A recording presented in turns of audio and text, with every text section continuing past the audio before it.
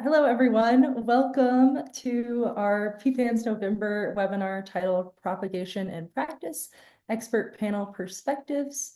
Thank you so much for joining us. This is actually our most popular webinar we've ever had, so we are just thrilled to see this level of engagement and interest in the native plant world and propagation and pollinators.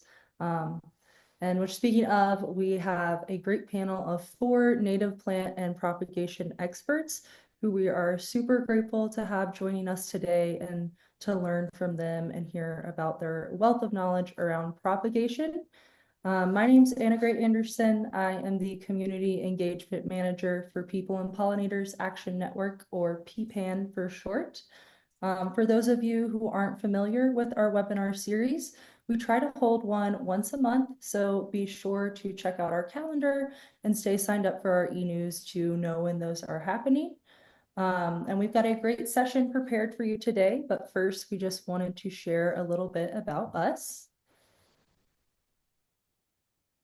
So like I said, we're People and Pollinators Action Network, or PPAN for short, the host of this webinar. We focus a lot on making Colorado a safe haven for all who live here, from people to pollinators. And we do this through grassroots advocacy, education, and outreach, kind of like this webinar.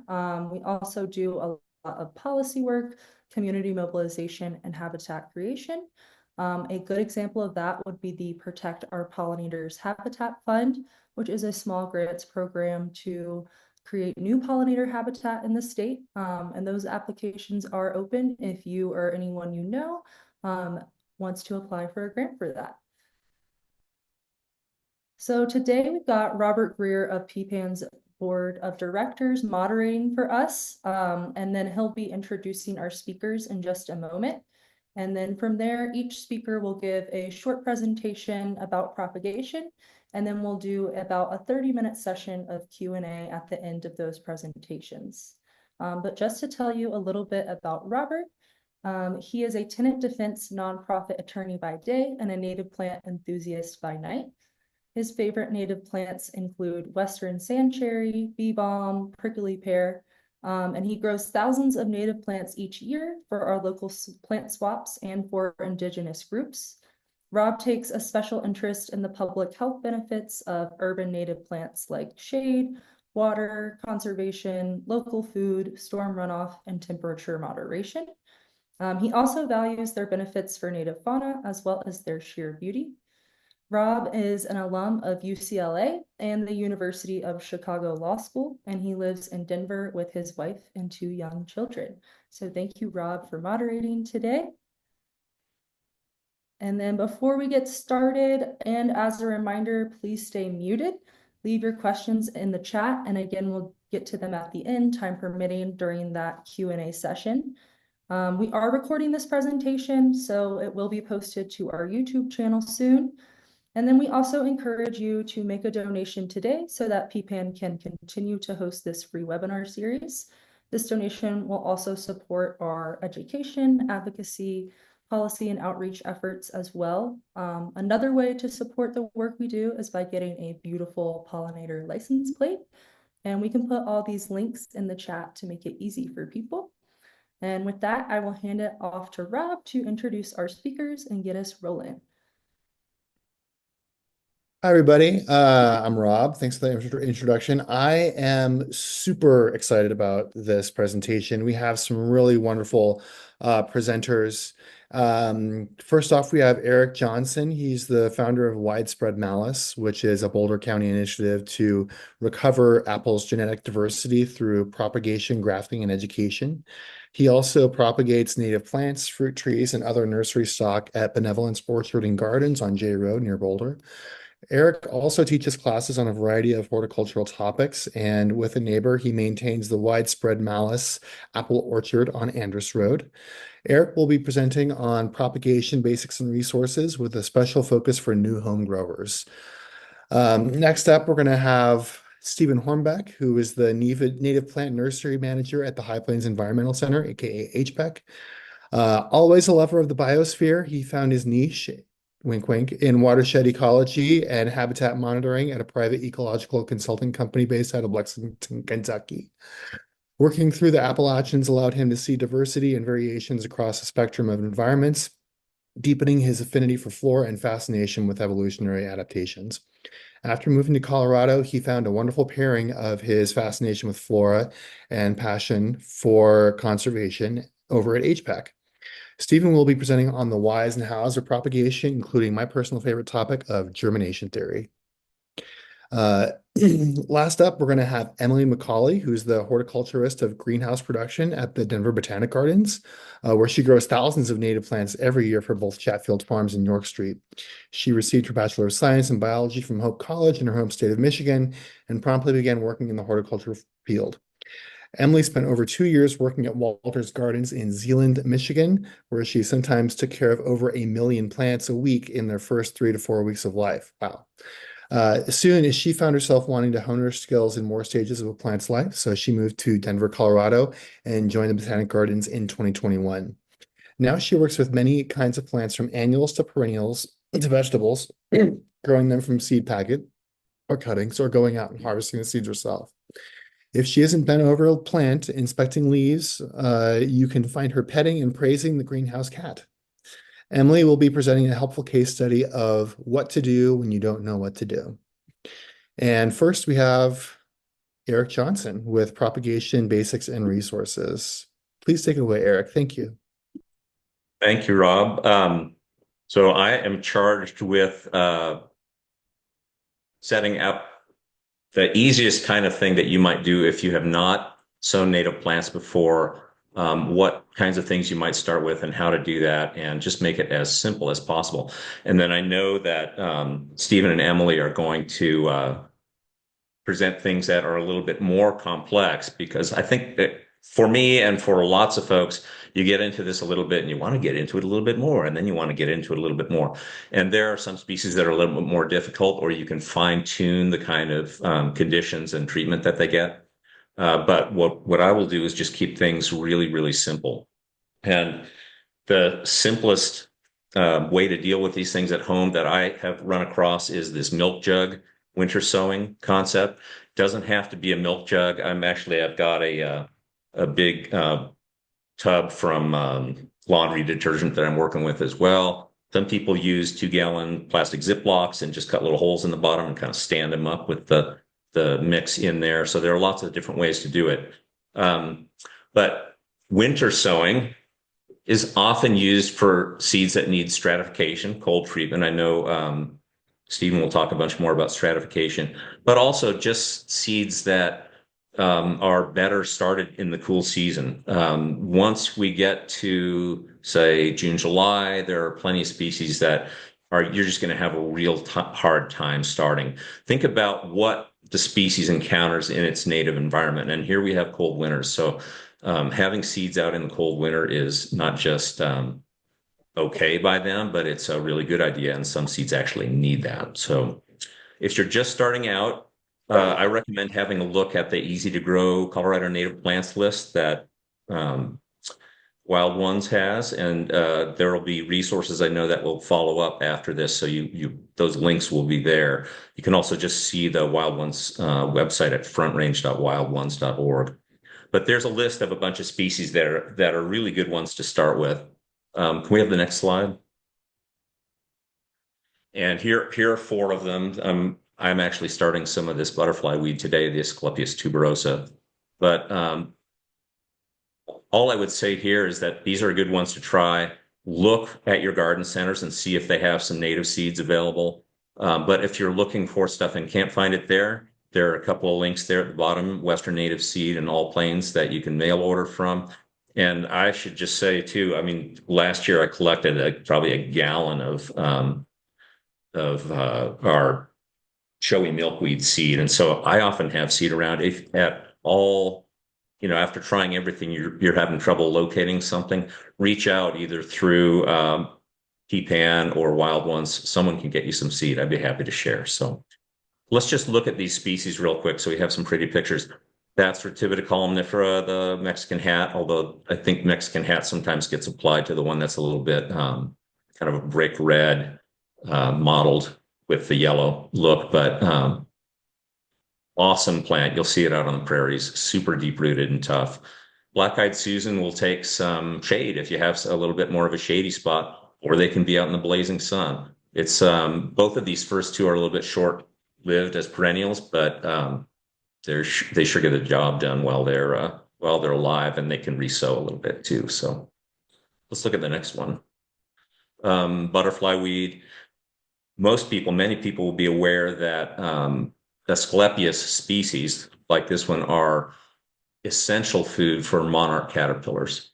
This one, I guess, is not as popular with monarchs as some, but if you want to have monarchs, you have to grow milkweeds, and this is certainly one of those species, and it's very showy. And then lastly, we have, I think, Penstemon strictus, kind of a late spring wildflower. Tons of bees will visit this. It's tough. It lives a long time. It will spread a little bit. So that's a single plant there. You make a long-term investment when you plant this, and it's a really great plant. So there are four really easy ones to start. And besides seeds, you need to find a container.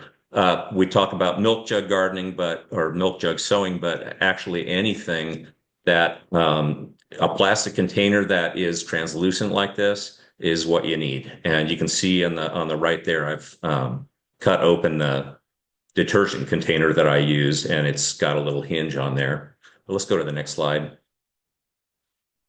So once you have a container like that, first thing to do is put some holes in the bottom. And if you want to use a drill, that's fine. I used a knife and I just held the blade down near the bottom. You could use a pair of scissors with a sharp end and just kind of twist it carefully. And you definitely want to get the blade through and then twist it to open that up so you have a reasonably good sized hole. And you should put a bunch of holes on the bottom so that there's plenty of drainage to let water out. Do that before you cut the hinge, because once you cut the hinge, these containers are kind of flimsy and it's really hard to get a hole in there. So do that first, then cut the hinge top. And when you're all done with that, I'm going to modify what I've said on the slide there just a little bit. I oftentimes will sand my containers or labels and write on them with a Sharpie marker. And do get a Sharpie marker. There are lots of magic markers out there, and many of them do not last. And even the Sharpie marker, after a long time in the sun, will fade. So we're not going to have these containers out in the sun all growing season, but you don't want them to fade while you're still figuring out what they are and whether they came up, and figuring out when to pot them up and all that kind of stuff. So label them well. And the reason I sand it is that seems to get the liquid from the marker down in some scratches where it's a little bit more protected. But you can also use duct tape and just write on the duct tape. We're going to have duct tape on these containers anyway, as you'll see in a few minutes. And you can write on the duct tape with a Sharpie marker and just stick that on the side of the container. But do label everything. If you're growing one thing, maybe that's not so important. But as soon as you get into it, and especially as you encounter new species you're not familiar with, you want to have it labeled so that when things start coming up, you know what you've got. Okay, and you probably should do that while the container is dry. So do it right after you get it cut and drilled. All right, then you're going to need some sowing medium. And I just bought this stuff at the local hardware place day before yesterday. There's tons of potting mixes out there. You should check and make sure that there's no fertilizer in the mix. If you think about the conditions that our native plants have, they're not getting fertilized. They're dealing with whatever's in the soil out there. And frequently the soils are fairly poor, but especially for seeds too, the seed has got a little bunch of nutrient in it that it can put into the first part of the life of the plant. When these plants get potted up to another size or put out into the soil, they're going to have a little bit more to feed on then, but we don't need it right now. And we don't actually want to encourage really vigorous kind of rank growth. It'll get frozen easier. It'll be bent over by the wind easier. Just do a no fertilizer mix. There are a bunch of potting soils out there that might have a little bit of manure in them. That's fertilizer. I would avoid that. I definitely have heard from folks who are using one or another simple potting mix, probably got a lot of forest composted bark in it or something like that. This one happens to be peat based, which I'm not real fond of peat, but because it's a non-renewable resource, but it's what I could find quickly and easily. And it's more important, I think, to make sure that you're going to succeed with whatever it is that you buy. So whatever you decide on, um, just make sure there's no fertilizer in it. Now, then the next thing that I do too is I add some sand because, again, think about the conditions that most of our native plants have. This seedling mix is like almost all organic matter. Of course, yes.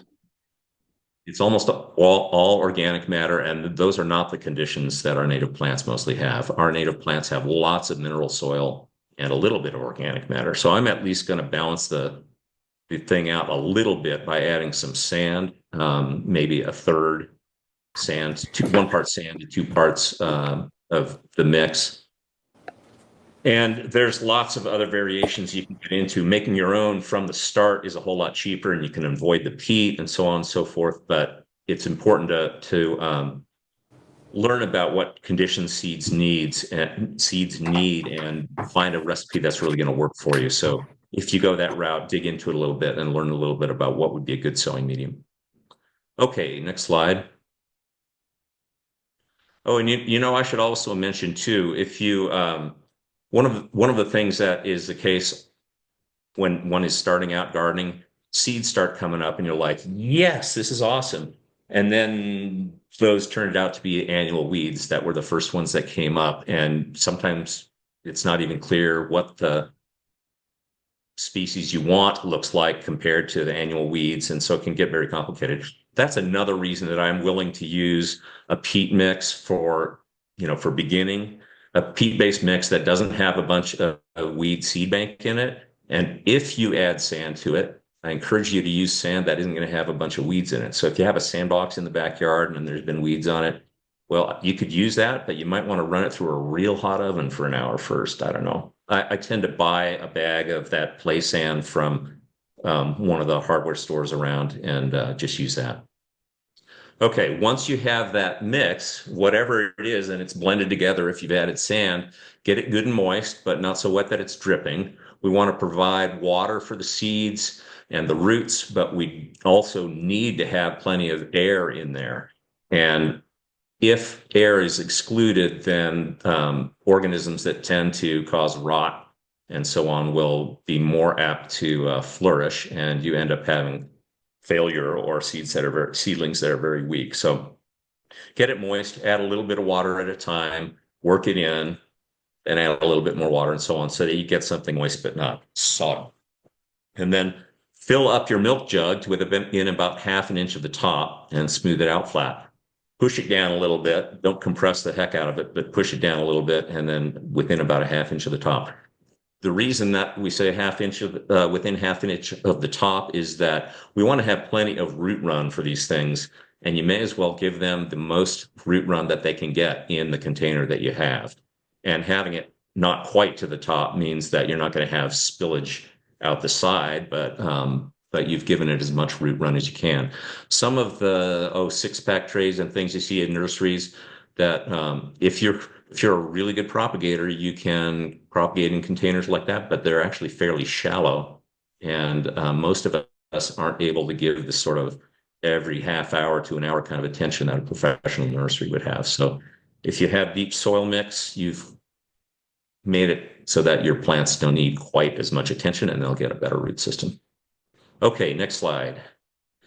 All right, once you have the soil mix in the container, it's smoothed out, you are ready to sow whatever it is that you've chosen and sprinkle those seeds on the surface. Make sure your fingers are dry first. So if you've just put the soil mix in and flattened it down, your fingers may be moist, and that tends, especially with smaller seeds, to cause the seeds to clump up, and it's difficult to distribute them in a kind of even way. But dry your fingers off and then sprinkle the seeds in there. I'm doing some milkweed today, and the seeds are probably 1/4 of an inch by 1/4 of an inch and kind of flat. And so I can fit, I don't know, I won't feel bad if I get 40 or 50 seeds in there. I can probably accommodate that many and end up with that many plants or nearly that many plants. But we will need to cover these seeds too, and generally lightly. There are some seeds that would like to have some light on them when they're germinating, but for the simplest take on seed sowing, cover your seeds with 2 to 3 times the depth, represented by 2 to 3 times the smallest dimension of the seed. So if you have a flat seed like this milkweed, how thick is that seed? Well, it's about, I don't know, 1/8 of an inch or less, probably 1/16 of an inch. It's pretty small. So we don't need much soil on top of these. And in fact, you'll sprinkle lightly and think that you've put, whatever, 1/8 of an inch on, and you've just put 3/8 of an inch on. So pay real attention to that. They don't need that much cover. And especially when we've got stuff out in the cold, they're not going to dry out super fast either. So get the seeds covered up. And then when they're all covered up, you can get them moist with any of a number of things. I will take just a plastic bottle and cut my hand over the front of the opening in the bottle and pour so that I'm just getting a few drips at a time. Or you could use a spray bottle and mist a whole bunch to get the top good and moist. Whatever you choose to do, don't water real heavily, especially for smaller seeds, because the big drops are going to tend to gouge them out of their spots. And you can end up with seeds right on the surface that might dry out a little bit faster. So just be very gentle. All right, next slide. All right, and then other things you need. We talked about duct tape for labeling, but also we will use them to close the container. So if you look around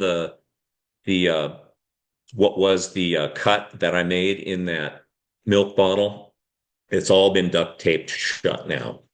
And it's ready to go outside. Once it's duct taped shut, you can leave the lid off, because we want air to be getting to these seeds. We don't want them to be anaerobic. It's the same reason we don't want the soil mix to be too wet. But leave the lid off, get it taped together like that, and then go find a place outside. Let's look at the next slide real quick. This is like the cold north side of the house, and it gets 0 sunlight in the winter, and it is perfect. So put them outside where they're just going to get cold. Again, these are native seeds. This is what they deal with every year in real life, and we're just duplicating those conditions. So this is sitting outside. Again, there's no lid on it.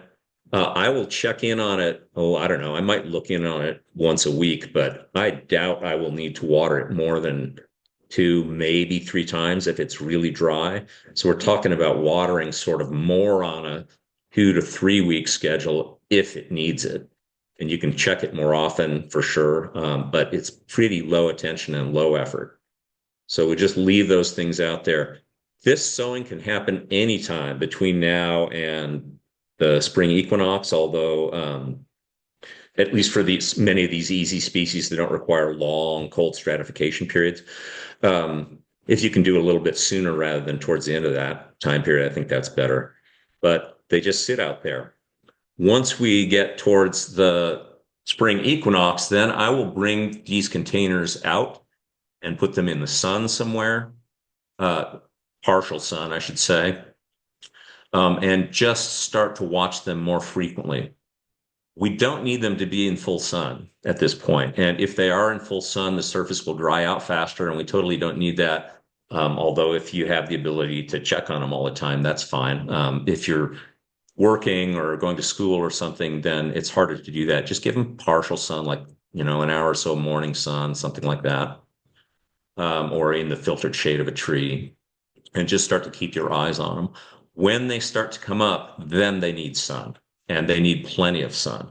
You could use a sunny window if you have that inside. That's possible. I find that the plants that I grow in sunny windows tend to be very leggy and weak, because they're trying to find the sun and they're having trouble getting as much as they would like.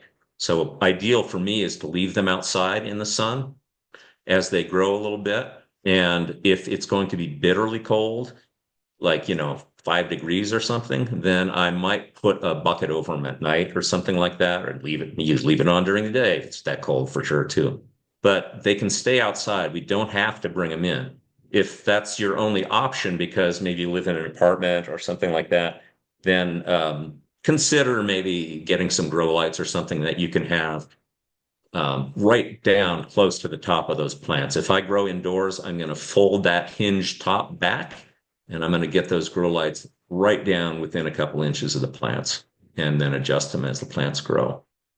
So yeah, but still no lid. We want air exchange in there. If things are drying out, but it's snowy, you can certainly throw some snow in on these things through the lid in the top. A mist bottle works really good if they need water. You can take the tape off and water with a mist bottle if you want. But very, very simple. That's the first step, getting it sown. And try this. If you haven't done it before, try this. Get some kind of seed and do one kind of seed or two or three, whatever you decide. Don't stress about getting everything just exactly so. If it fails, that just means you learned something and you're on your way. And that's the crucial thing.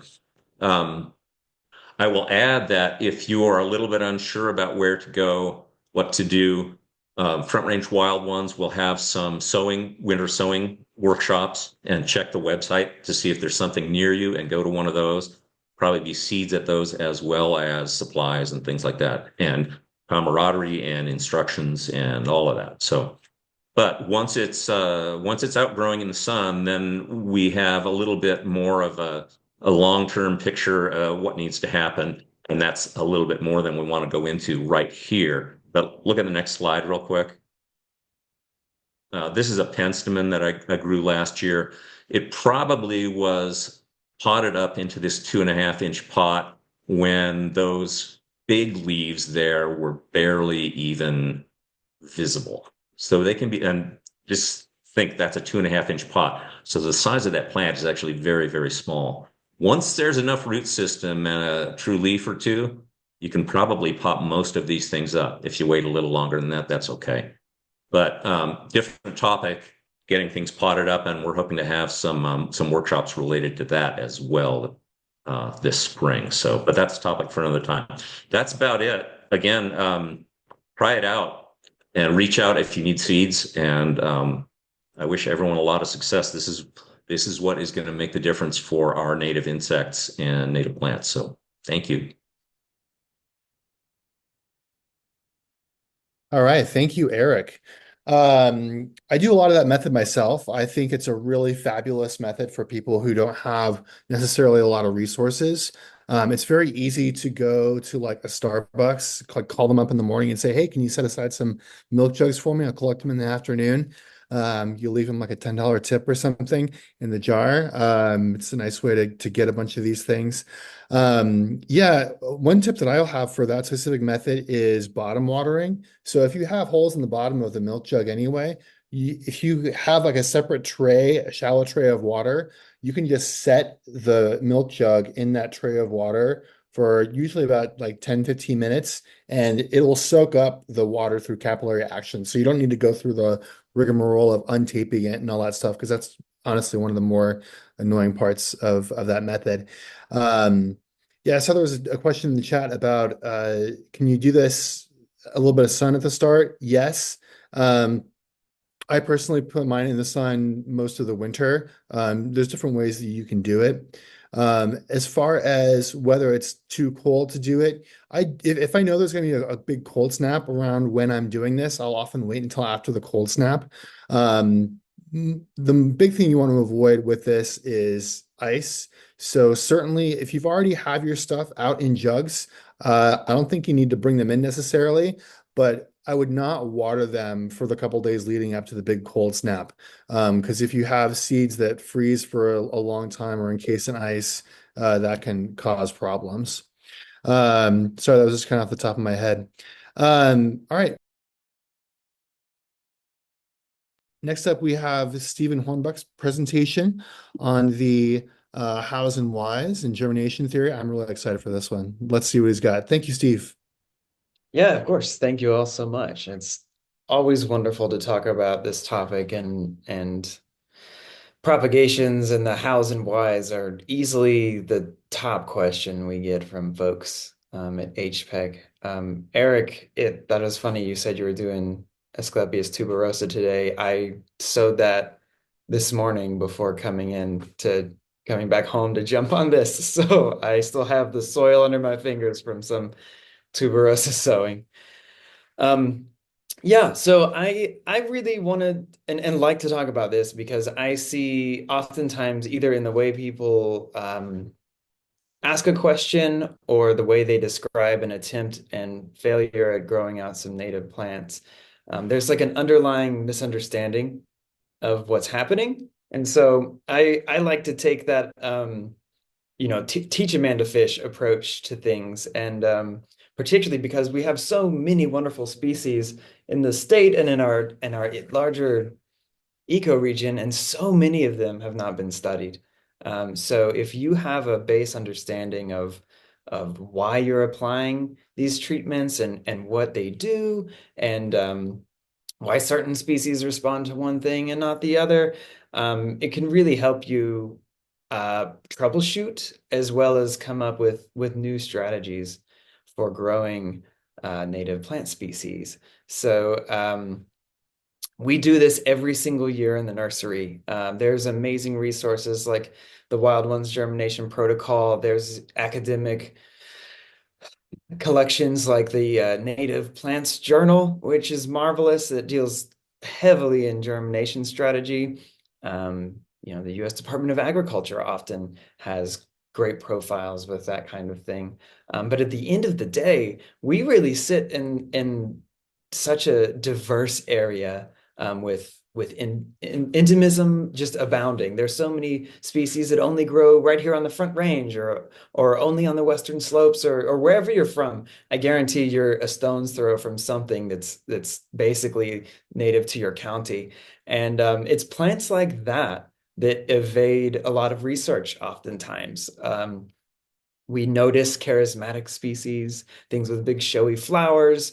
If something has a super wide range around the continent, it's way more likely to get picked up by a grad student somewhere along the line and studied or grown in horticulture.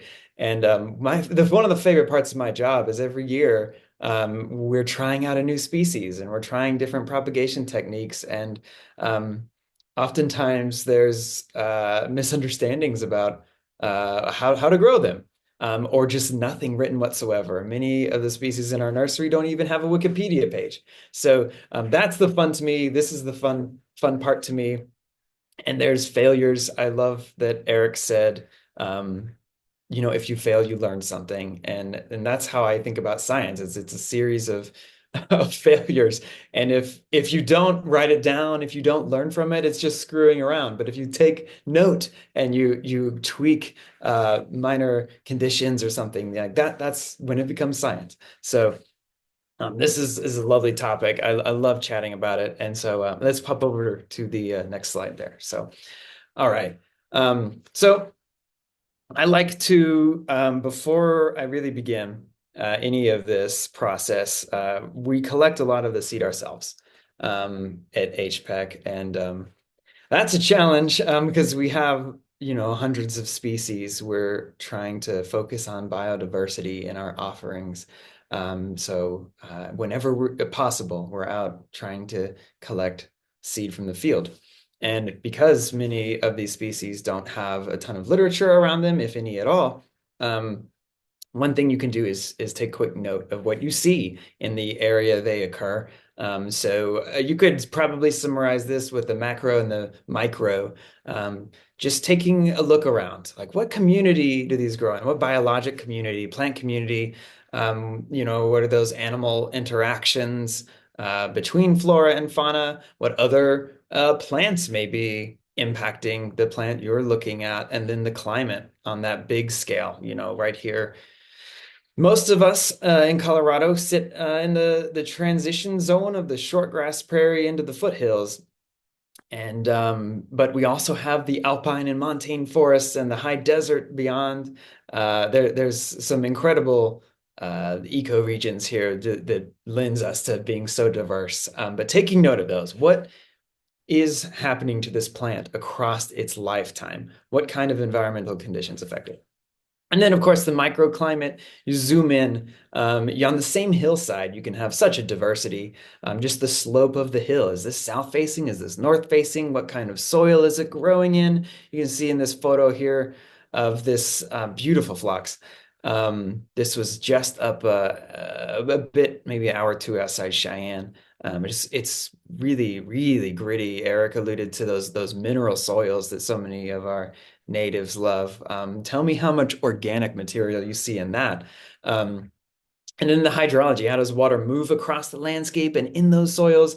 And what's the exposure like? All of those factors can play out in giving you hints about what a plant may need. Emily is going to be talking about these things much more, I think, so I won't beat you over the head with that. So if you could pop on the next slide. So to begin, we see a couple types of dormancy, and in the broadest possible categories, it's usually one of these two. Of course, we have a share of species that have no dormancy mechanism. The seed is ready to go. Much like mini plants in your veggie garden, pop it into some soil, it's warm, it's moist, and it kicks off.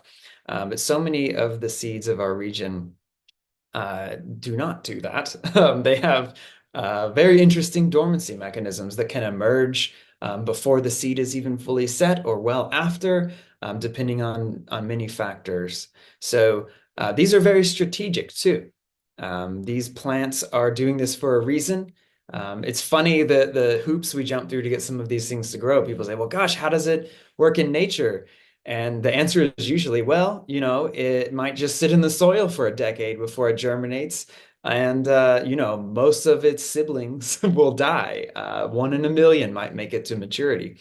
Obviously, in a nursery setting, or in your case, in the garden, you're trying to game the system. We're sort of trying to cheat nature here and get something a little faster and a little more uniform in terms of germination. So these two types of seed dormancy generally will be the exogenous and endogenous dormancy. If you remember those prefixes and suffixes and root words from your school days, exo is without, from outside of, and endo is from within, inside. Genius just meaning generating from. So you can hop to the next slide there. So first, we're going to look at exogenous dormancy. And again, so exo outside, genius, generating from. So from the outside. And these are seeds that embryonically don't necessarily have dormancy mechanisms always occurring within that seed. That embryo is ready to go, but there's some other factor preventing germination.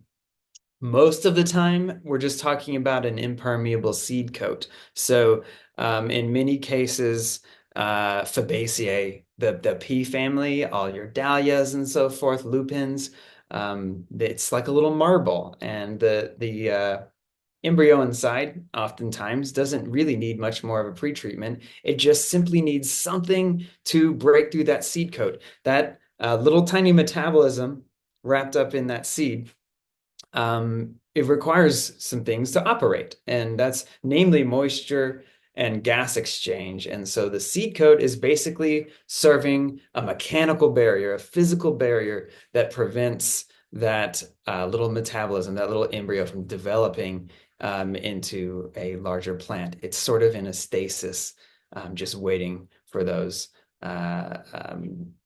various factors to become available. So we can hop to that next slide there. Thanks. So, sorry, one before.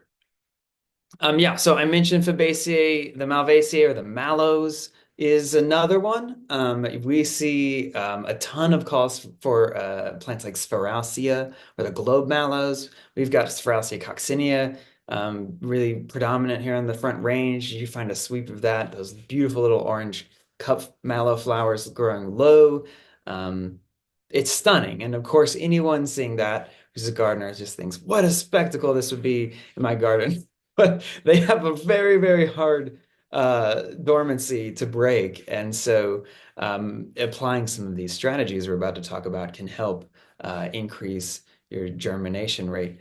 So yeah, I've seen this with Fabaceae, Malvaceae. Another one I just did, and I'll talk about this a little bit more later, the bush morning glory. If you've ever seen a bush morning glory in situ, there's not much like it. In fact, when I met that plant for the first time, my assumption, anytime I see something cool that I haven't met before, it's like, oh, that's probably invasive. And then you key it out. It's like, wow, what a marvel. But yeah, they also have very hard seed coats. So there's a couple strategies to ameliorate these things. And so we can hop to the next slide there. Here's a couple things you can try. So one of the most straightforward is simply abrading or nicking that seed coat. We're just trying to remove enough for that little embryo to imbibe water, to have some gas exchange, and to get things going. Now with some seeds, that's quite easy. If you're working with small quantities, taking out a bit of sandpaper and just abrading that seed coat, it's not too bad. You're trying to grow you have a dozen seeds or something, that's not too much trouble to do. If you're growing bulk or just trying to get a lot of seedlings, that can be quite tedious. Things like Dahlia purpurea, the purple prairie clover, those seeds are very small too. And it's easy to overdo it and crush the seeds. If you're talking a whole lupin, it's like holding a grape sometimes. Depending on the type of seed you've got, it's larger. You can nick it and scuff it, and you've broken through that impermeable barrier enough. And we're not talking about removing the entire seed coat. Just damage somewhere on the outside, breaking through that somewhere is all it takes. The water is going to do the rest for you. The seed inside of there will expand and push its way out. You're essentially just softening it for the little seedling to push through. Hydrogen peroxide is another tool you can use here. It's thought to soften seed coats.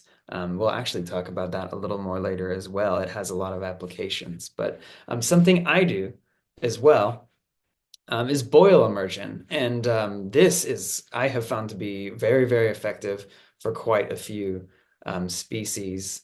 So again, Dahlia purpurea, those seeds are really small, the purple prairie clover, and it's easy to damage them if you're trying to scarify a lot together. And so doing it one at a time though, when you're trying to get a whole flat going, I have too much to do to abrade every single one individually. So I do boil immersion for those, and it is incredibly successful.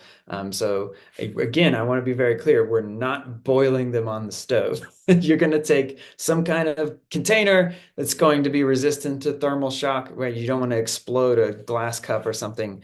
Take some kind of container that will be heat safe. Take an electric kettle or something, even a pot on the stove. You're going to boil water to the side, and once it reaches the boiling point, you got a nice boil going. You're just going to pour it over the seeds. And so it's already going to be cooling down rapidly. You're not sitting there boiling the seeds. You're pouring the hot water over the seeds. So that's going to do a couple of things. One, the warm water just softens that seed coat faster. In some, I believe there's a bit of a thermal shock to the seed coat that jars it. And this felt very foreign to me when I heard about this method and began trying to do it. Because to me, we're talking about a tiny little packet of DNA and carbohydrates there, and how does this not destroy a little seed? But we've got the best germination we ever have on many pea family species, many mallows, and a good handful of others from boil immersion. And one of the other things I like about it is it's very uniform. You know, sandpaper, you are nicking one side, and often you think, oh, that's pretty good. I didn't go too deep. But, you know, when the first seed leaves emerge, those cotyledons, there's a little bit of scarring on the tip or something. With boil immersion, you're not really risking overdoing it, and it really works well. Some things we've found work great with a combination of these. They have a very hard seed coat. I've been growing Foothills milk vetch, which is an endemic right here in the Front Range. It actually mirrors Penstemon virens just at lower altitude. So our blue mist Penstemon, a lot of people love. It's similar to like a dwarf Penstemon strictus. Sits up along the foothills. Astragalus tridactylicus lies in a parallel belt just a little lower. It's beautiful, but me, oh my, those seeds are tough. And so we've tried boil immersion. Some of them will even sort of half imbibe, and but still not emerge. And we have found that like hell or high water, we just have to nick those seed coats manually, and then we get an incredible response, immediate. It doesn't need anything else. So um, let's hop on to the next one. Exogenous dormancy, again, oh, sorry, I'm looking at the wrong slide here. There we go. Endogenous dormancy, endo or within, generating from within. This is probably the most common that you'll see in our flora. And this is an incredibly adaptive trait to harsh climates. These plants have developed this strategy to have success in our wild swings of Colorado, the high plains, and often cooler environments like alpine regions and such. It is a strategy of delaying. There's if you think about our winters here, December, I was wearing shorts around the nursery, and yet we were still swinging down into the 20s, 30s at nighttime. And the seasons are hesitant to give themselves up to the next one, it seems. And so what you don't want to see is seedlings emerging. If you're a plant and you're broadcasting your progeny across the landscape, what you don't want to have happen is those seeds begin to germinate too early in one of these sort of false ends or beginnings of a season. We all know how spring is here too. It's just as likely to snow in April as it is to be 70 sometimes. So it's a bit of a delay tactic. Many of these seeds set in the fall, and so maintaining dormancy until spring is critical for the survival of those little seeds and the creation of the next generation. Again, this is really common. We tend to see this in penstemon 9 times out of 10. If you've got a regional penstemon, it's endogenous dormancy that is keeping those seeds from germinating. Now, when we're talking about this, you're like, okay, well, exogenous dormancy, we're talking about the conditions. What else could there be? Endogenous dormancy is actually referring to traits or conditions within the embryo there inside that seed coat. These are most often a quality of growth regulating hormones within that embryo. So oftentimes, and again, we're talking about a vast flora, so there's exceptions to every rule, but often it's the case that you sort of have, we'll call it sort of a balance of these hormones. You have growth promoting hormones, you have growth inhibiting hormones when you've got endogenous dormancy. And the trick is to swing the balance in your favor there. So you've got those growth inhibiting hormones like abscisic acid or ABA, it's a common one, preventing that seed from germinating. And then you've got growth promoters like gibberellins that say it's a signal. It's time to go. It's time to start growing, cell reproduction. But before I get too deep into that, let's pop over to the next slide. You can generally think of endogenous dormancy in 2 more subcategories, and I'm going to hit one relatively briefly and focus on embryonic, which is much more common. So if we could hop to the next slide there. I seem to have gone out of order here. Okay, so I'll just allude to this. So the physiological dormancy, which is the other half of this puzzle, isn't super common. It is a one you'll see in some of the graminoids, sometimes certain grasses. Oh, there we are. Thank you. Well, here I am now. You see it in the grasses. One that's very common that people often have a lot of trouble with is Gutierrezia. I mean, if anyone knows snakeweed, that's a marvelous little plant. It looks like a dwarf rabbit brush, essentially. A little low mound, pinnate leaves, and a little flurry of yellow flowers that you'll often see summertime into sometimes late into the season. Now, those have a physiological dormancy, and it is also endogenous. It falls under the umbrella of endogenous dormancy, because what's happening in this case is the seed is still not finished forming. So you'll even have seed set. It has dropped off the mother plant, fallen to the ground, what have you. But that embryo is continuing to develop. Some people just call this after ripening. So if you're finding you're having bad luck with fresh collected seed of certain groups like the grasses or certain grasses or say Gutierrezia. Sometimes it's as simple as just hanging onto that seed at room temperature for a while. Dry, relatively cool conditions, room temperature. For our Gutierrezia, I usually wait 4 to 6 months and before sowing, and then you get a great kickoff. Otherwise, you can sow seed immediately and just nothing happens. And it's because that seed wasn't ready. So that is the physiological dormancy under that umbrella of endogenous. It's a condition within the embryo. But our embryonic dormancy is usually related to those hormones. I'm sorry, I'm leaving you running around all over different slides. There we go. Physiological dormancy.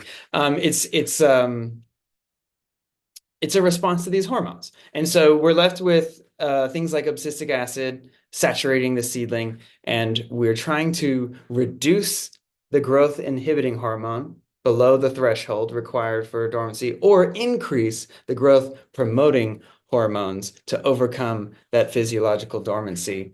And there's a couple different ways to do it. Generally, we're trying to remove it, change it, or just get it to metabolize. And so I want to give you a couple examples of that. You can go to the next slide. One more. Thank you. So here's a couple examples of what we're doing. And I didn't include in here the milk jug method, but it's essentially doing the same thing as what I've got in that top right photo. So because we're looking at a tiny embryo with growth inhibiting hormones, we're trying to figure out a way to remove them from the equation. So on most species, say penstemon, for example, or I've got Menzelia decapetala there, or the blazing star, we have this cold moist stratification idea. So what's happening in this baggie is really almost exactly the same thing that's happening in your milk jug method. It's the same idea. We're trying to introduce moisture to the equation that's going to slowly pull out those growth inhibiting hormones and draw them out of the seed. In the milk jug method, you're sort of leaving it to the swings of nature. For my purposes, one, I don't have enough room for that many milk jugs, but we just use a mini fridge and a baggie. And I've tried different things here. I believe I did some vermiculite. I much prefer sand. It's just nice, clean sand. Tends to do really well for me. I go to one of the hardware stores. Play sand is very, very fine. I actually like to have a bit of airflow still, because even the seeds that are slowly breaking dormancy don't want to be in a stagnant environment. And so having just dampened like all-purpose sand, construction grade sand, a little coarser, really does wonders. It can take in that moisture, leach out some of those inhibitors, as well as maintain enough airflow to not go necrotic on you. So I moisten it. What I normally tell people, if you can squeeze water out of it, it's too wet. Add a little bit, mix it together, add a little bit more with a dropper. When we're doing lots of these, we'll keep a big bowl of sand and a ladle, and then we have a turkey baster that we can draw the exact amount of water every time for the same amount of sand. And could I have them just before? Thanks. And that really does wonders. Vermiculite, I've found, holds a little more moisture than I prefer. It makes for a good amendment to soils, but in these conditions, it's not. It's too wet for me. On the left there, I'm doing something called leaching. That's Cercocarpus montanus, or the mountain alderleaf mountain mahogany. These can have a pretty high level of inhibiting hormones. So we'll do a leach method or soaking where it's just basically more water volume to pull out. Now you do want things to stay oxygenated. So I'll do water changes when I get into work and before I leave. And you'll even see these tannins emerging in the water. It almost looks like a tea. And After a couple days of this, it's usually quite ready to go. GA3, gibberellic acid, is a hormone that you can buy from like a laboratory supply company. Ethifon is another growth regulating hormone you can add. It gets a little technical there, but there are certain things with a very, very, very hard degree of dormancy that we have found. Rather than being able to remove all those inhibitors, we're just increasing the ratio of growth promoters. On things like that, I will just as a cautionary tale say you don't want to overdo it. I'm talking like 200 parts per million. What you don't want to do is stimulate growth too much. You'll end up with a leggy plant that just Great. doesn't really benefit anybody. Yeah. Last in this one, you can also find some growth promoters in things like smoke and ash. So carrageenans I have used before by making ash water. So popping down to the next slide there. I'll get a move on here. I tend to be verbose. I apologize. So just a easy breakdown here for you to summarize all of that. Exogenous dormancy, remember that's outside of the embryo. The embryo is our baseline. So that hard impermeable seed coat, we just need to nick that seed coat, scarify, boil, something like that to soften it, loosen it, break through. Endogenous dormancy is dormancy within that embryo itself. So you can have an underdeveloped embryo that needs some after ripening time, or a physiological dormancy where you've got things like those growth inhibitors, and you can use cold moist stratification, your milk jug method, in the freezer or in the fridge with a sandbaggie. I did want to say a freezer alone isn't ideal because you don't have liquid water to pull those things out. Sometimes freeze-thaw cycles can scarify by breaking seed coats, but if the seed has begun to take in water, that freezing can actually damage the embryo. Okay. Let's hop down to application. I think Emily's going to be hitting this stuff, so I'll be brief, but you can glean some of this information from the seed itself. So there you go. Ipomoea leptophylla there on the right. That has a very hard seed coat. It's a morning glory family. I just recently did some of these. I used my little pen knife here, a little X-Acto knife, to nick one side so that water can get in. It's such a hard seed coat. Rather than scratching it, it almost chips off like ceramic. To the left, though, Lobelia syphilitica, that is a teeny tiny seed. This seed is stimulated to germinate by direct light, and so you don't want to have that buried too deeply. And so there's these little hints by this. And then my last little slide here, kind of back to the beginning and leading into Emily's. What does the environment suggest about this? I've talked about this plant a lot because I get excited about it, but we had this Penstemon ambiguous. I was having trouble getting a great germination response from. I tried cold moist stratification. What does this plant want? And I had collected it out in the sandhills in eastern Colorado, and I noticed it wasn't really growing to much fullness anytime anything else encroached. So I wondered if there's a bit of an adaptation to disturbance. So I thought, like, the disturbance out here is fire. So I tried some smoke water, and we had a great response from the seedlings from that. So there's a lot of contextual clues. If you want to read more, one of the best books I've got, Seed Science and Technology by Copeland and McDonald. This is a marvelous book. This is the 4th edition, and it breaks it down, all sorts of different types of seeds, different types of dormancies, and strategies you can use to break the dormancy. Fabulous. Well, I'm sorry to kind of cut you off a little bit early because it's such an obscene wealth of information. I can't wait to go and look back at this later. And I know there's a lot of really interesting questions in the chat for Stephen, but I think it's time we move on to Emily McAuley's presentation of what to do when you don't know what to do, a case study. So thank you.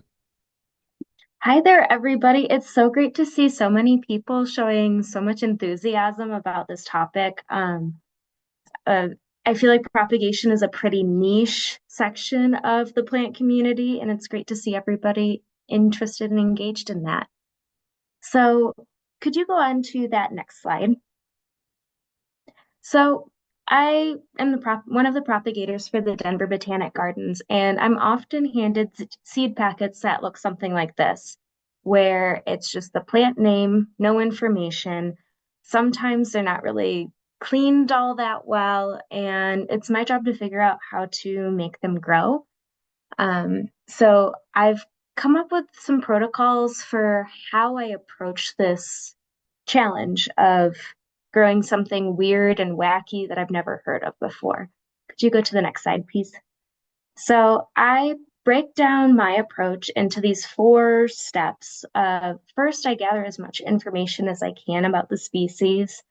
Second, I'll compare that species to something that I may have grown before, something that might be more well known from the same family or genus.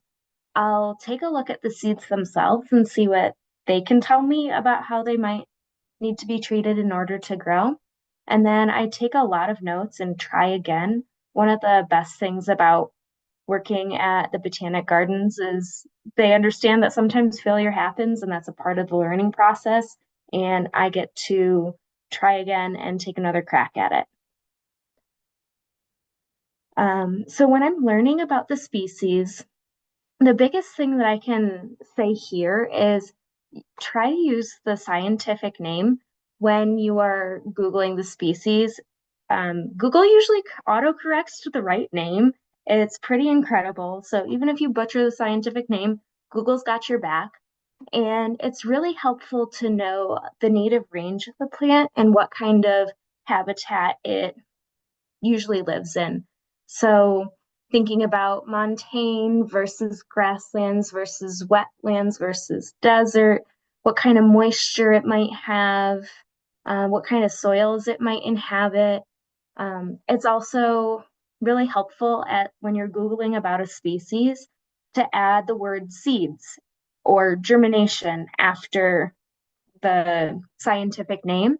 That can help pull some things up or at least pull up something in the same genus, as well as looking at it on scholar.google.com and searching the scientific name, because if it's been used in any sort of study, there is a chance that there's information on how they got those plants to grow. As well as it's really helpful to know your seed source. Where did they come from? Were they just collected randomly and someone threw them in their pocket and handed you the mostly chaff? Or are they from a seed exchange in the local Denver area? That can give you a clue as to the kinds of conditions as well that those seeds have, that mother plant has experienced, to give you a clue to how you might need to treat them. Next slide, please. So the plant that I wanted to focus on today as a case study for my approach to growing something that I've never grown before is Robinia neomexicana, or New Mexico locust. This is a plant where I collected seeds from within the gardens, from a plant that was on death row, and this was intended for me to repropagate it for future collections. So looking at the species, it's usually found in mountains and disturbed sites and open woodlands. It's related to black locust, so there's a lot of information out there about black locust. It's also part of the pea family, Fabaceae legume family, whatever you want to call it. But Stephen talked about these when he was mentioning exogenous dormancy and those seeds that have a really thick seed coat. And so when I looked at these seeds, they look like typical legume seeds with what I call physiological dormancy, which means there's something physiological about the seed that's preventing it from germinating. So in this case, it's the hard seed coat. So, and then when I open up, cracked open a seed, there's just this nice tender endosperm inside. So when I'm looking at seed treatments as it relates to habitat, and I'm taking a look or researching about the habitat of a certain plant, there's certain habitats that key me into certain treatments. So if it's from a more riparian area, you might consider soaking the seeds for several days. I usually just throw them in a pouch, like a little tea sachet, and then put them in water with a fish bubbler and leave them soaking for a day to a week. You kind of have to look at them and see if they're taking on water and make sure they're not turning to mush. You can really easily overdo it with some things if you leave them in water for too long, but it is also a step that can help hasten germination.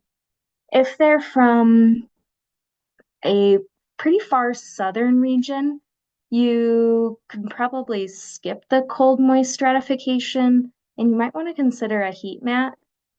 If they're from a montane or alpine environment, they might prefer a cool spot to germinate. They might prefer to grow on in a cool area. Snowy, cold places with kind of long winters will key me in that they will need a cold, moist stratification. And then things that come from really rough, rocky terrain, you want to clean the seeds well and maybe consider a physical scarification if the seeds indicate that.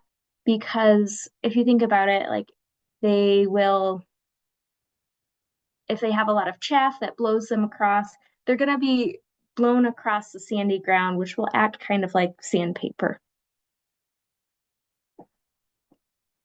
So when I'm comparing related species, my process for that is to look at species that are in a same genus or family that live in a similar environment. So this year, I didn't use this particular strategy for Robinia neomexicana, but I did use this strategy for a new columbine that I was growing called Aquilegia elegantula, or Western red columbine. So I went to the North American Plant Atlas and looked at the genus Aquilegia and found Aquilegia elegantula. And then I looked at other species that inhabit a similar range and found one that I have grown before, because I've grown a fair share of columbines. And so a similar-ish species was Aquilegia chrysantha, or Denver gold columbine. And the way I treat that one is with a 45-day cold moist stratification. So applying that, I decided to apply that same treatment to the Western red columbine, and it was very successful. My last step, when I really don't know what to do and I'm puzzling over it, is I just take a minute and look at the seeds and see what they're telling me. So first things first, you do have to clean your seeds well enough to know that you have seed. I've been handed packets when I search and search and search, and I'm just not finding a seed. Of course, you're not going to be successful if it's just chaff. So clean them well. What you're really looking for, how I differentiate seeds from chaff, because seed morphology is very variable from species to species, is I try to break up the chaff on a sanding board or in my hands. I just roll it in my hands or put the chaff on my palm and put my other hand over and just rub. That does a really nice gentle job for a little test patch. And what I look for is the chaff will split, and it'll split in irregular sizes and shapes. But when you free the seeds will be fairly uniform in shape and size. So like looking at that picture at the top, that is what Robinia neomexicana pods look like on the tree. So you can see the little seeds in that pod. So all those seeds are pretty even and similar size, shape, color. But then when that chaff gets broken up, it has all these different textures on it. And that is indicative of chaff. When you're not so sure too, if the seeds are big enough, you can actually break them open and you should find the endosperm or cotyledon or food source, whatever you want to call that, inside of the seed. It's usually whitish or cream colored, and that is that's another indicator that you actually found the seeds. So with these Robinia mexicana seeds, on closer look, they had that really hard, shiny seed coat.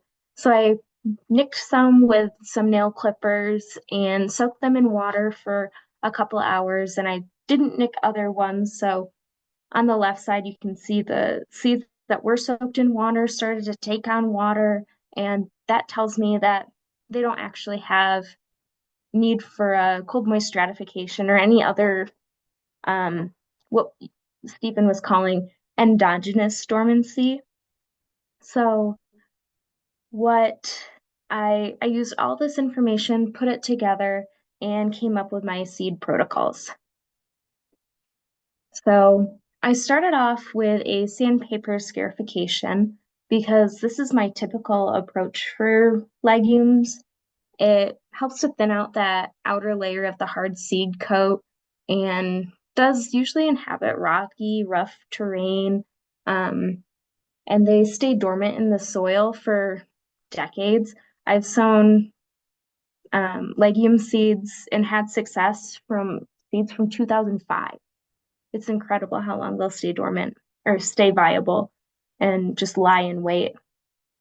I did an overnight soak in water, and that usually gives them a chance to start soaking up water, start growing, start respirating, and often hastens germination. But since I didn't swell, I collected the seeds from the Botanic gardens. I know it experiences long winters, so figured it couldn't hurt to do a cold moist stratification, even though they probably didn't need it for um, creating or leaching any um, inhibitive chemicals, but it did help to break down that seed coat and slowly imbibe water. And then I moved them to a warm area to germinate, as this is a species that has a pretty far southern range and does like it nice and warm. So my last tip for when you don't know what to do is just try something and take notes and try again. Keep a journal, keep some sort of record somewhere of what you did, where you got your seeds from, and like any observations that you have. If you soaked the seeds, did they swell? If you pick back through the soil and the seeds are still there and firm, that tells you that there's still a chance you should try another treatment. So I've had seeds that I've kept in my greenhouse for a year and they finally germinated, but they stayed firm in the soil for that period of time. So something like that tells me that I need to do a better job scarifying the seed. But if this have turned to mush, that tells me that my treatment was wrong. Maybe I kept them in cold moist stratification for too long. Um, Maybe I soaked them in water for too long. Um, Maybe I didn't have them in the right greenhouse environment. So pick back through that soil and try to find the seeds if you're not seeing anything pop up. You might be surprised and find that the seeds are still there and you just need to be patient, or it'll be mush and you need to try something different the next time. So the picture on my left is all of the seed flats that failed to germinate last year. There's a good chunk of them. I make mistakes all the time and I try and keep note and try again. So next time that I grow this species, because there will be a next time, I did successfully germinate the seeds. Those are my starts in the greenhouse that I took a picture of this week. And legumes don't usually need a cold moist stratification. The seeds did swell when I soaked them in water overnight. So that tells me that I can skip that and maybe do a better scarification, like a boiling water pour over, or be rougher on the sandpaper, or use nail clippers to clip the seeds as a different physical scarification method. So I did want to share some of my favorite low-tech tools. For seed cleaning, the thing on the left is called a debearder. It's two pieces of corrugated rubber on stapled to a board, and you have like one baseboard and then what would I call that? Like a plate that you put on top and you slide it, and it helps break off those seed coats, but it's gentler than sandpaper, so it tends to be a lot more gentle on seeds. So I'll use it for anything that comes in a capsule, like penstemons. I've used it for winter fat. I've used it for eriogonums. Um, it's just a really nice, gentle seed cleaner. And then I run the seeds and chaff through different grades of sieves to separate the seeds from chaff, and then follow up by using a hair dryer to blow off the chaff with leaving the seeds are denser than the chaff, so they stay behind and the chaff blows away. I also really love nail clippers. They work great for nicking seed coats, and I get more control using those than using a knife or a file. Um, so that's another great tool for nicking seed coats to try and help them imbibe water. I just wanted to share here, these slides will be made available and these resources will be shared in a blog post later, but some of my favorite resources that I use on a daily basis are the BONAP, or the North American Plant Atlas. That's where those beautiful range maps came from. And then I also have this penstemon germination guide that has been floating around. And then RNGR is a great source for a lot of natives, as well as for getting seeds and germination guides. Owl Plains and Miss Penn's Mountain Seeds have been fantastic resources for me, as well as the Ontario Rock Garden Hardy Plant Society has not necessarily North American natives, but a huge database of plant germination guides.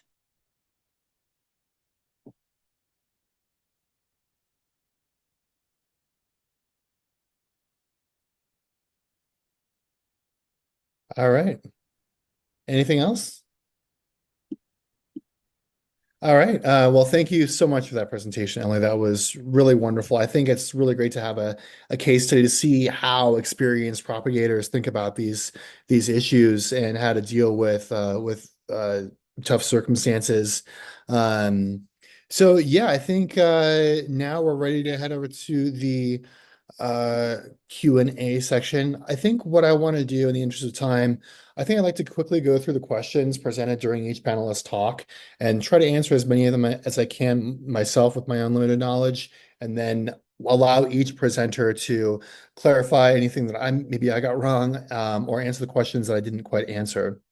So, all right, for Eric's talk, the first question was, can you use compost to propagate versus a seed starter mix?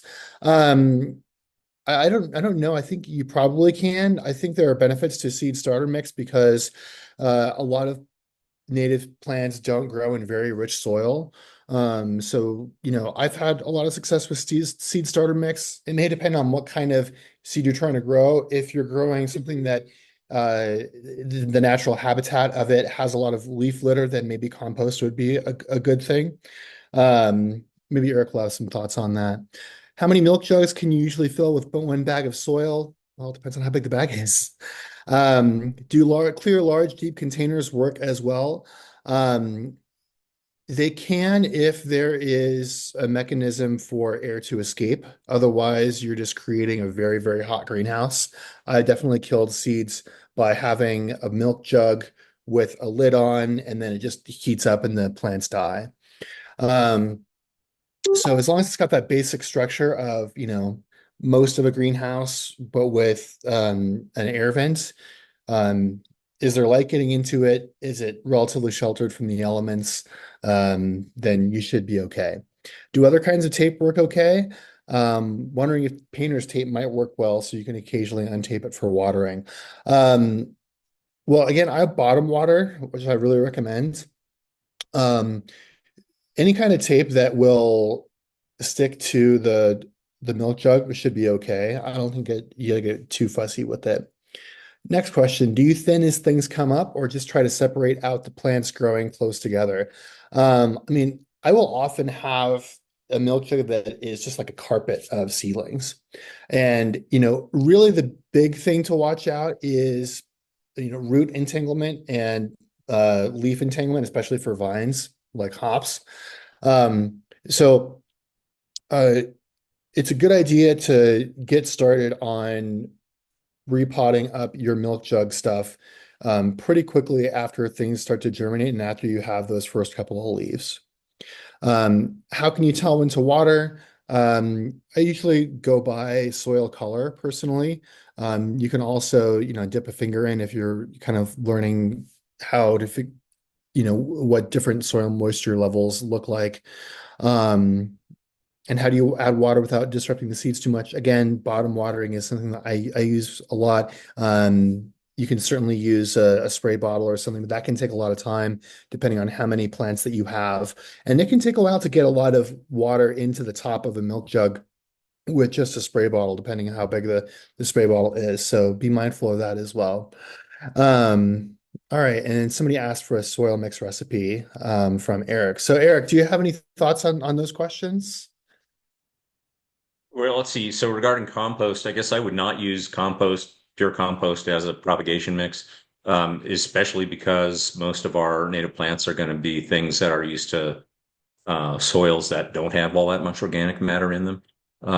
And secondly, there's a broad array of what gets called compost out there, and some of it is really not all that well finished, or it's very high in salts, or it's very high in nutrients, and we don't need a big nutrient dose. So while in my own mix, I might put a little bit of compost, I'm unlikely to use straight compost for much of anything, actually.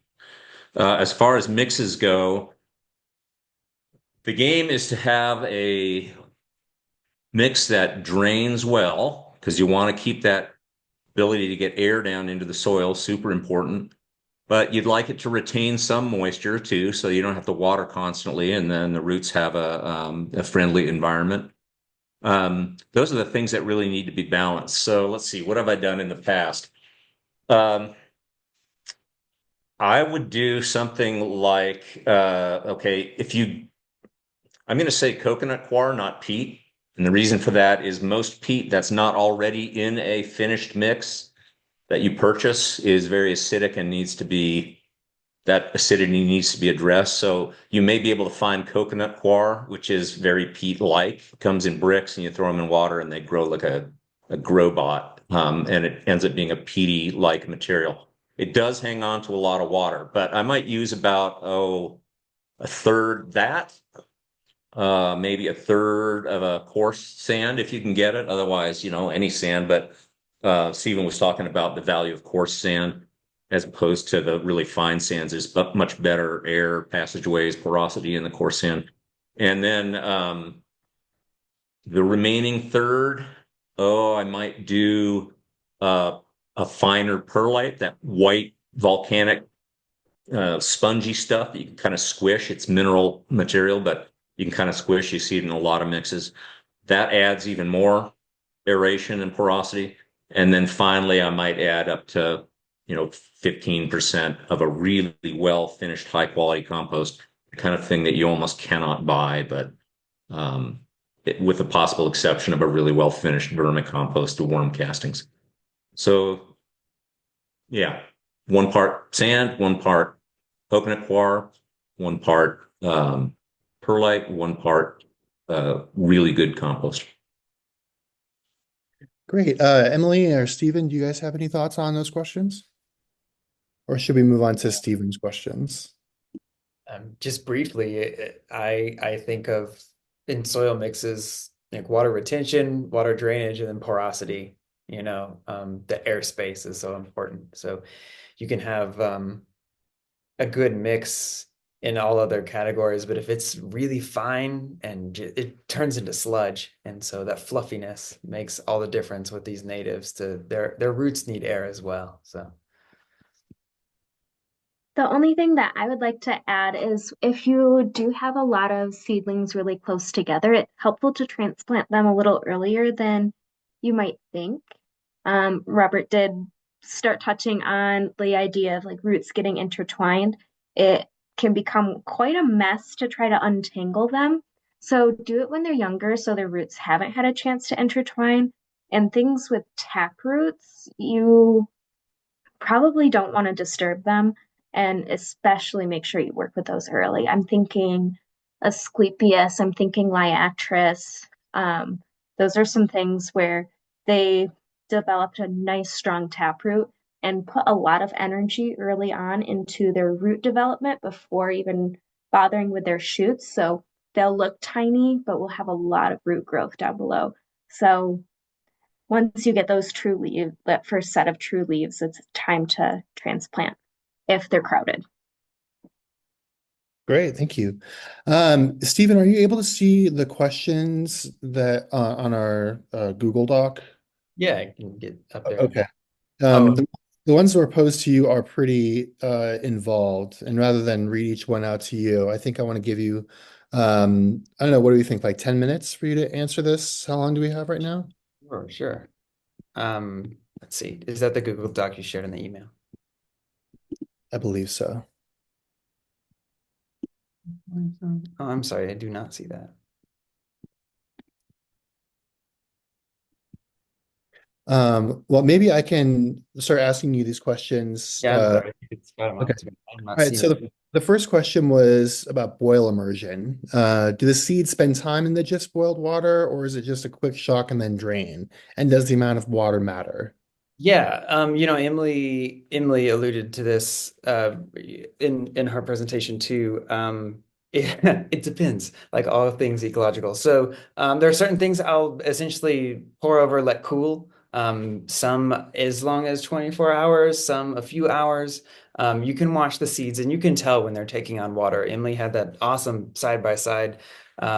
You can tell the ones you thought you scarified the whole batch, and 3/4 of them started to swell immediately, and the rest are still just a hard little case as they were before. So the amount of water doesn't necessarily matter. If we're talking about leaching out, perhaps, but in terms of the boil immersion, it's really just about giving that availability of water to be uptake. But yeah, I tend to let it cool. That's 4 hours to a day.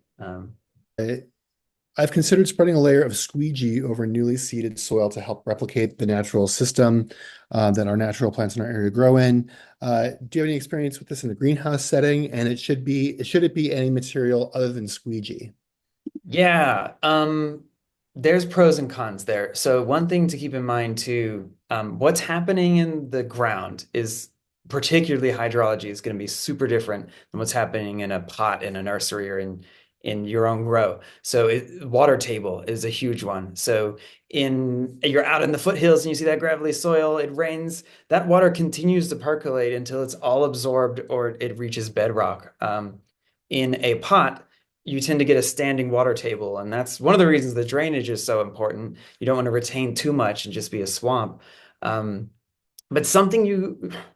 what can happen with top dressing with something like squeegee is you slow down your evaporation a little too much.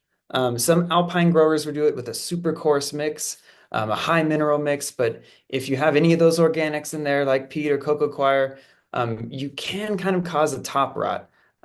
So that depends on how well draining your mix is. If you have a really good, well draining mix, I've done this with cacti seeds and things like that. Yes. But if we're talking over like an organic base like peat or cocoa coir, I would say just let it have the airflow, and that's going to be more advantageous to you than anything. If anybody else has experience there, jump on in. I've definitely surface sown penstemons in pots and then just cover them with some coarse material like that. Gravel. I just go looking for gravel and no cover soil on them at all. And they can still sit outside. They'll be fine. All right. The next question was, do you sow any species in flats outside instead of artificial stratification and greenhouse germination? Well, I can speak for myself. I definitely do that. I find that this works well with plants with large seeds. So prunus species like sand cherry and American plum. You know, Gamble oak, you'll want to do this, although not in the winter. It's more of like a late summer sower. I've also had success with hackberry with this one, as well as uh, Colorado 4 o'clock. And I think the reason why is because the small seedlings, if it's larger seed, the seedlings have more resources to withstand variations in temperature and moisture. And it's just a little bit easier to deal with. It's pretty easy to just like grab a flat and start dividing up sand cherry seedlings or what have you. But I would also like to hear Stephen's answer to that question.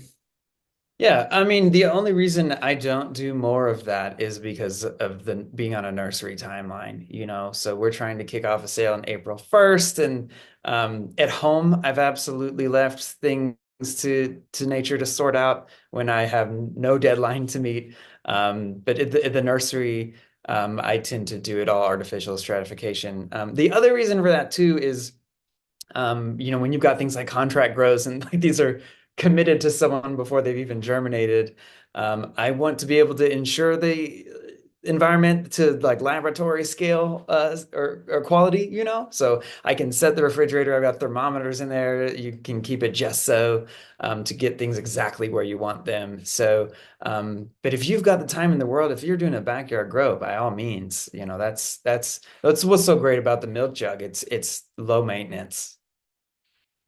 Yeah, and one thing I will add, if you're going to do flats in your backyard, make sure that you have really good protection from rodents because man, mice will obliterate your seed crop if you're not careful. Yeah. So next question. Um, so is cold moist stratification actually about low grade soaking slash leaching out growth inhibiting hormones? Pretty much, yeah. That's the ticket. It can also soften seed coats. One thing I didn't mention as mine is you can have the endogenous and exogenous dormancy in the same species.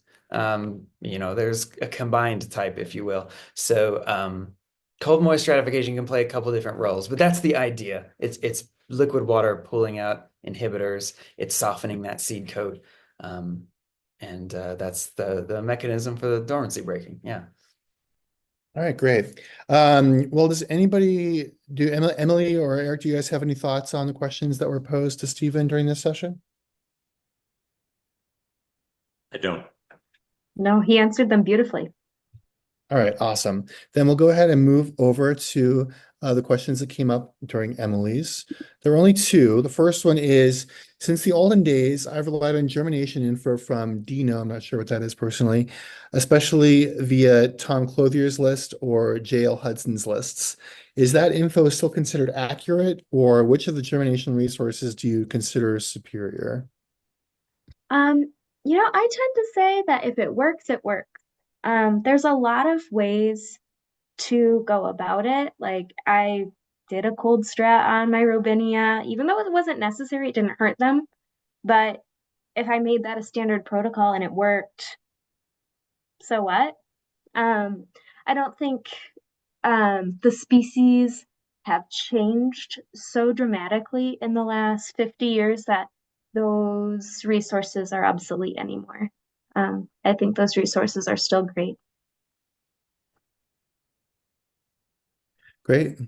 And the last question we have is, why does it matter if you separate off the chaff? It seems like that would be fine as compost planted with the seeds. I'm sure you have thoughts on this. Yeah, so I separate off the chaff so that I know how much I'm seeding. I'm seeding for orders. I'm seeding to get a specific amount of plants. And so if I don't know how much seed I have, I can't say whether I'm going to get that number of plants that are requested, as well as for seed storage, getting the chaff off and drying down the seeds can be really important. Chaff can hold moisture, so cleaning the seeds well, drying them down, is a good strategy for storing seeds more long term. Great. And I would add that a lot of times the chaff does have germination inhibitors. So that's another aspect to keep in mind. And sometimes the chaff can simply just interfere mechanically with the seed as it's germinating. So it depends on the species. Definitely check out like Jen Midgley's germination guide for specifics on that. But yeah, chaff is certainly an interesting topic. Okay, so I think that covers the questions. Do any of the presenters have anything they want to add? Yeah, just to add about back on propagation mixes, if you're going to try using coir, find horticultural coir. Coir is from the husk outside of coconuts, and as is from where coconuts grow, it might be pretty salty, and we don't want that. So find some horticultural coir if you're going to try using that. One final question that I think would be a great one to finish up with. Are there seeds that can be scattered on the ground at this time of year for those that don't have the level of expertise that some of us have been speaking about today? I think any of those species that were in my list of easy ones, you could throw on rough soil and then it snows on them or you water them or something, and that'll kind of cover a bunch of them over that fell down into little cracks. The black-eyed Susan is a very fine seed, so I wouldn't want it too rough, and those might be a little more fussy, but Retivita and Penstemon strictus and what was our other one? Butterfly weed would be reasonable. It's just a little tougher when you're putting seeds directly in the soil. Out in the real world, 1 in 1,000 might make it or something, and we would like more than that to happen. But we have other factors going on out there, like competing weeds and so on. So the other end of HPEC, we also do land management and restoration projects, and that's the other team. But one of the things they do this time of year is right before a snowstorm, go out, they'll have an area prepared, they've knocked back invasive species, and that's just as important in your yard as the field. And you can rake in some seeds, and there's ample time between now and spring for most things to have enough cold moist stratification. But if you do it right before a snow, that will help settle the seeds into the ground even more. They're getting some moisture, and it protects them from birds who will be more than happy that you're throwing seeds out in your yard. So that's what we do around HPEC and the other properties that our team helps with. Right before a snowstorm, you can do your broadcasting, and most things will be plenty fine right now. I just want to nominate Rocky Mountain Bee Plant and Annual Sunflower for those lists because they get going that first year because they're annuals and they're so lovely and just such nice things to have as kind of a base ruderal species to have on your property. All right, well, that may be everything unless anybody has anything else. I want to thank everybody for coming out to this. I really want to thank the presenters. Every presentation was super awesome. I got a lot out of every single presentation. And yeah, I'm really excited that people have been able to learn from your knowledge. And we're going to be sending around these resources by email. And please don't hesitate to reach out to me, anybody listening, if you have questions about any of this stuff or would like to try to get connected with somebody who might have a bit more specific expertise than I'll be able to give. All right. All right. Thanks, everybody. See you next time.